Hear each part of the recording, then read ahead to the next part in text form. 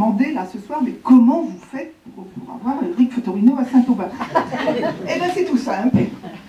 Nous sommes allés au Salon du Livre de Trouville au mois de novembre, Anne-Marie et moi. Éric Fotorino était là. Il y avait des tables rondes très intéressantes auxquelles on a assisté. On lui a demandé, vous ne voudriez pas venir à Saint-Aubin? Il nous a dit oui, oui, pas de problème, au printemps. Voilà. Éric Fotorino. C'est pas plus compliqué que ça. Alors, pourquoi avait-on envie d'avoir spécialement Éric Fotorino à Saint-Aubin?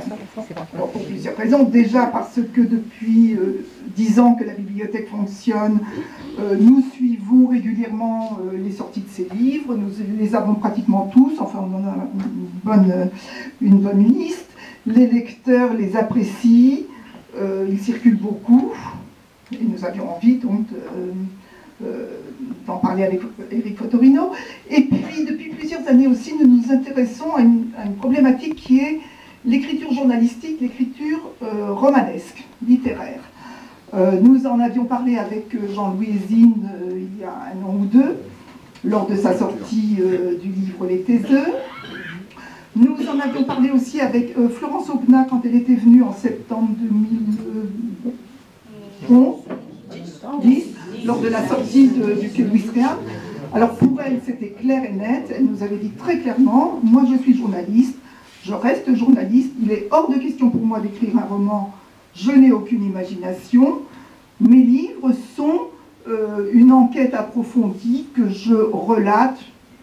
Alors, nous, on avait un petit peu nuancé, mais avec un style différent.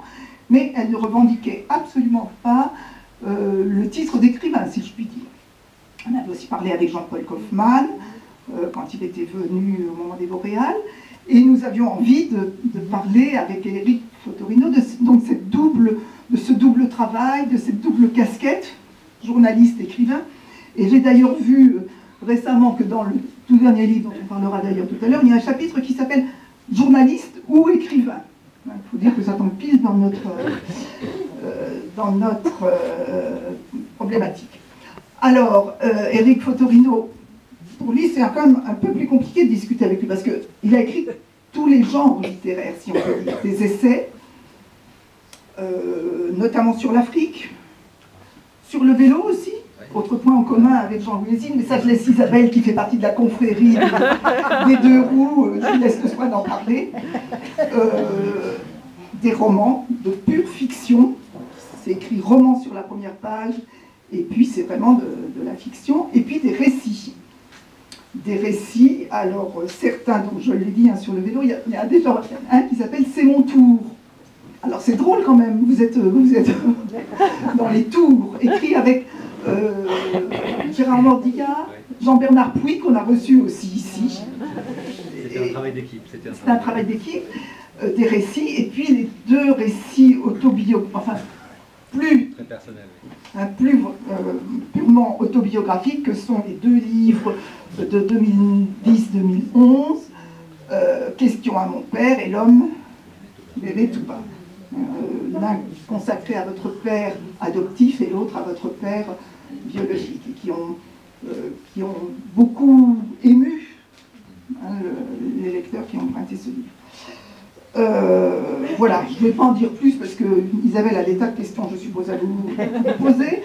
Juste pour le déroulement de la soirée, bon, nos habitués le connaissent, donc il va y avoir un entretien avec Éric Fotorino. Je suppose que vous aurez des questions à lui poser dans la salle. Il y a Pierre et Bénédicte de Récastrid qui sont là-bas, au fond, avec on les a vus arriver avec des gros cartons pleins de livres que vous pourrez acquérir. Et puis je pense qu'Éric Fotorino se prêtera volontiers à la séance de dédicace. Et on pourra continuer les discussions, comme d'habitude, autour d'un verre. Donc voilà. Bonne soirée et je vous laisse.